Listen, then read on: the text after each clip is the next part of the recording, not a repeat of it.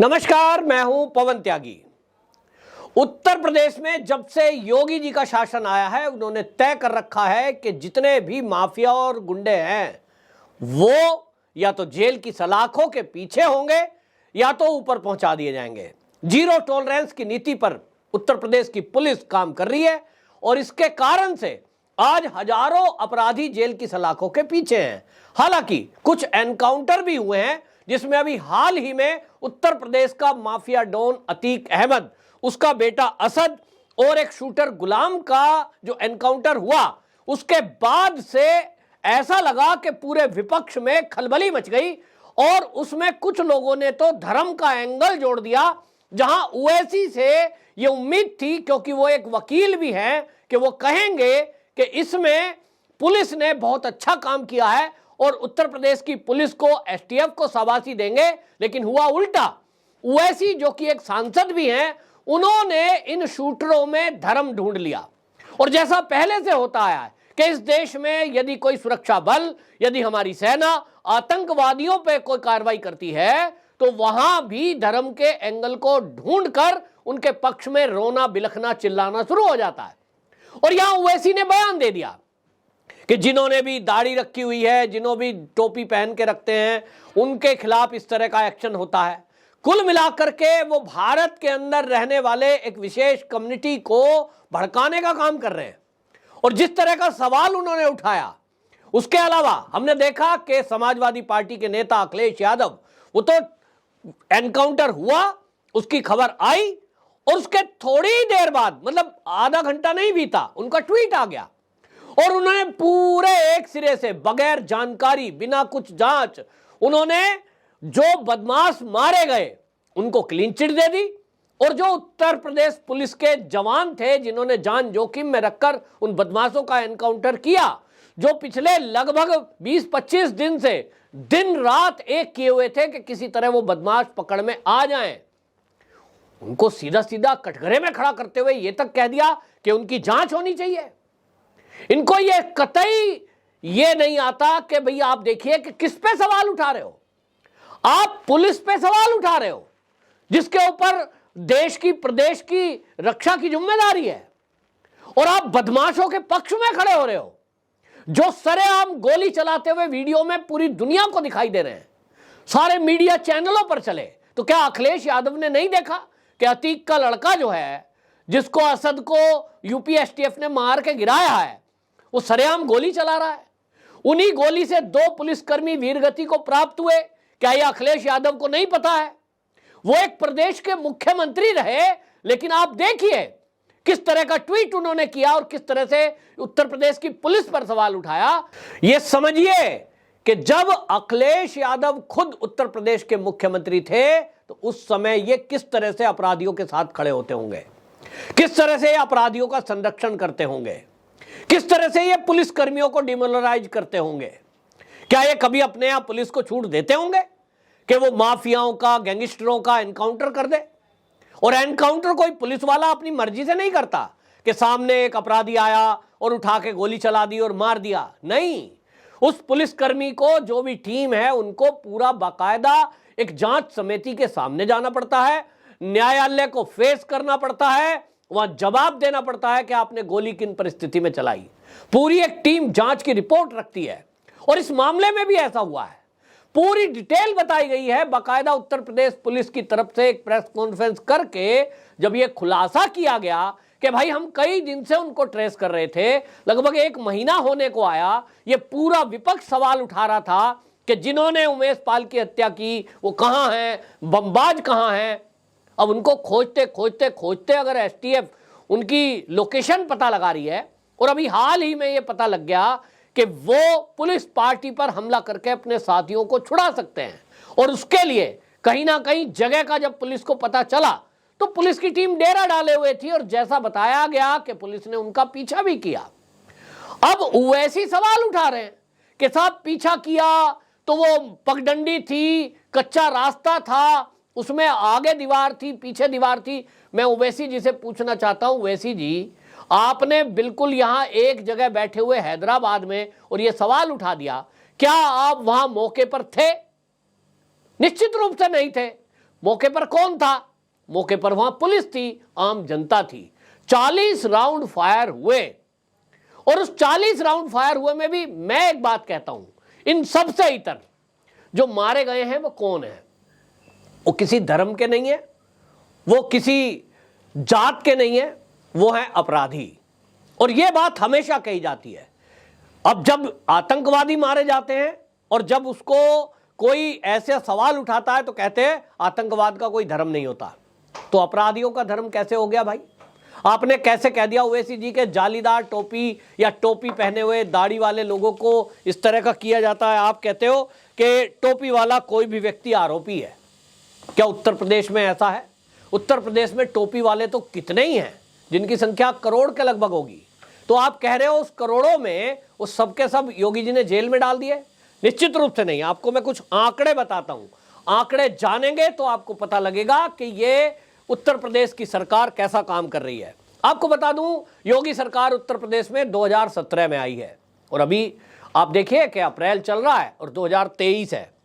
अब तक उत्तर प्रदेश में योगी सरकार में जो कुल एनकाउंटर हुए हैं, ये पुलिस के आंकड़े हैं, वो हुए हैं लगभग 10,000। कुल एनकाउंटर 10,000 हुए हैं, जिसमें पुलिस ने गोली चलाकर जिन अपराधियों को पकड़ा है, यानी पुलिस पर पार्टी पर फायर हुआ, पुलिस ने बदले में गोली चलाई और उस बदले में गोली चलाने में जो घायल हुए हैं वो हुए 5,046। अब अगर पुलिस को सारे ऊपर गोली ही चलाकर मारना ही था, जैसा ओवैसी जी आप कह रहे हैं कि संविधान का बिल्कुल भी धज्जियां उड़ाई जा रही है और संविधान तो कुछ है ही नहीं, आप कह रहे हो कि जिनमें जो है संविधान का विश्वास, संविधान पर विश्वास कम हो रहा है, तो भैया पुलिस ने कुल एनकाउंटर 10,000 किए। इस 10,000 में लगभग 5,000 लोगों को केवल टांग में गोली लगा मारकर गिरफ्तार कर लिया। 10 के 10 तो नहीं, जान से मार दिए। और उसमें भी कितने टोपी वाले थे और कितने बगैर टोपी वाले थे, यह आंकड़ा तो पुलिस ने नहीं दिया है। इसमें भी टोपी वाले थे, लेकिन आपको तब दिखाई नहीं दिया, न तब आपने सवाल उठाया।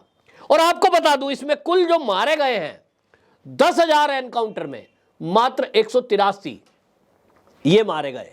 ये 183 कौन थे? तो इस 183 में भी ये असद जो अतीक का बेटा है, इसके अलावा भी पहले भी कई लोग हैं जो मारे गए। और ये भी याद दिला दूं कि विकास दुबे भी इन्हीं 183 में है। तब किसी ने सवाल नहीं उठाया कि बाबा जी की सरकार में एनकाउंटर फेक हो रहे हैं, गलत एनकाउंटर हो गया, इसमें तो एक विशेष धर्म को टारगेट किया जा रहा है, भाईचारा खत्म किया जा रहा है। अखिलेश जी बोल रहे हैं भाईचारा खत्म किया जा रहा है। भाई अखिलेश जी, आपका भाईचारा क्या बदमाश और माफियाओं से उत्तर प्रदेश में बनता है? क्या गजब की आपकी थ्योरी है। आप कह रहे हो कि इससे भाईचारा खत्म होगा। मतलब जो गैंगस्टर हैं, जो माफिया हैं, जिन्होंने कितनी हत्याएं कर दी, सरेआम पुलिस कर्मियों को मार गिराया, आप कह रहे हो वो भाईचारे के लिए जरूरी थे, इससे भाईचारा बिगड़ गया। अगर अतीक के गुर्गों पर यूपी पुलिस प्रहार कर रही है, यदि उत्तर प्रदेश में एनकाउंटर हो रहे हैं, 10,000 पुलिस के एनकाउंटर में 183 अपराधियों को मारा गया है और आपको बौखलाहट शुरू हो गई। 182 में तो नहीं हुई थी, 183वां जैसे ही हुआ आपको दिक्कत हो गई, क्योंकि वो 183वां वो व्यक्ति था जो राजनीतिक गलियारों में अपनी पहुंच रखता था, अतीक अहमद। आप कह रहे हो समाजवादी पार्टी से उसका कोई लेना देना नहीं है, वो तो साहब बसपा में था, साहब था तो वो सपा में भी। उसकी बदमाशी का सहारा तो आप लेते थे, नहीं लेते थे तो बौखलाहट क्यों? आप पर जब भाजपा वाले आरोप लगाते हैं कि समाजवादी पार्टी के जो शासन में ये गुंडे माफिया पले, तो आप उस पर बौखला जाते हैं कि साहब हमने किसको संरक्षण दिया। लेकिन अब जब एनकाउंटर हो रहे हैं तो सवाल कौन उठा रहा है? ओवैसी जी उठा रहे हैं, क्योंकि उनको ये धर्म की बात करके लोगों को भड़काना सूट करता है। लेकिन अखिलेश यादव भी बोले, उनकी पत्नी डिंपल यादव भी बोले, और वो तब बोल रही हैं जब ये आंकड़े हैं जो मैंने बताया कि 10,000 में 5,000 केवल घायल हुए, 5,000 को ऐसे ही पकड़ लिया गया। गोलियां चली लेकिन उनको जिंदा और बगैर घायल उनको गिरफ्तार किया। और ये गिरफ्तारी कितनी है?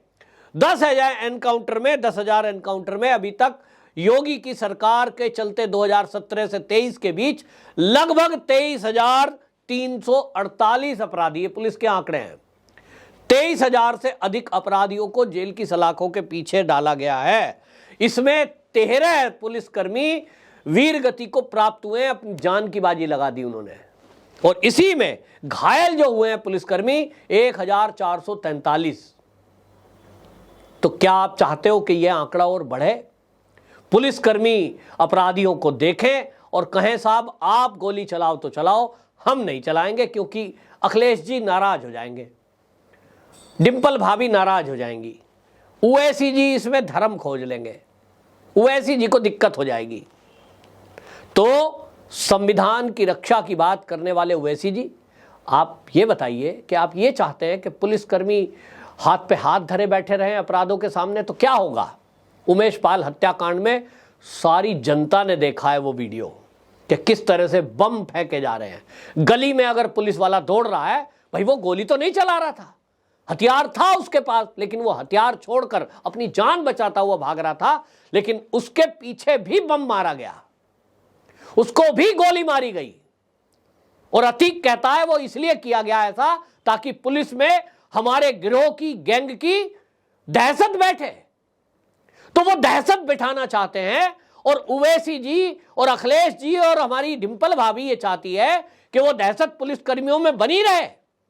ये अच्छा है या ये अच्छा है कि पुलिस की दहशत अपराधियों में बनी रहे? उत्तर प्रदेश की जनता योगी जी के फैसले में सहमत है, उनके साथ है, लेकिन अखिलेश यादव को ये कहने में, करने में कतई संकोच नहीं लग रहा कि वो जनता की भावनाओं के विरुद्ध अपराधियों के साथ खड़े हो रहे हैं और पुलिस पर सवाल उठा रहे हैं और कह रहे हैं कि ये एनकाउंटर फेक है। ऐसा कैसे कह सकते हैं? ना वो जांच टीम का हिस्सा है, ना उन्होंने मौके का मुआवना किया है, ना उन्होंने खुद तथ्यों को देखा है, लेकिन घर बैठे अपराधियों के साथ खड़ा होना और पुलिस कर्मियों को कटघरे में खड़ा करना, ये बता रहा है कि राजनीति कितनी खतरनाक है। आपकी क्या राय है? जरूर कमेंट बॉक्स में बताएं, और इस वीडियो को इतना शेयर करें कि हर समाजवादी के फोन में पहुंचे। पूछे उनसे कि आप तो ये कह रहे थे कि हम अपराधियों के साथ नहीं हैं, आज योगी जी एक्शन मोड में है, तो आप अपराधियों के पक्ष में खड़े होकर बयान दे रहे हो, और पुलिसकर्मी जो जान जोखिम में डालकर उत्तर प्रदेश की जनता की सुरक्षा और सेवा में लगे हैं, उनकी आप जांच की बात कर रहे हो। क्या ये न्यायप्रिय है? क्या ये बदमाशियों को हौसले छुड़ाना और पुलिसकर्मियों का हौसला बढ़ाने की बात है? जवाब कमेंट बॉक्स में जरूर लिखें। वंदे मातरम।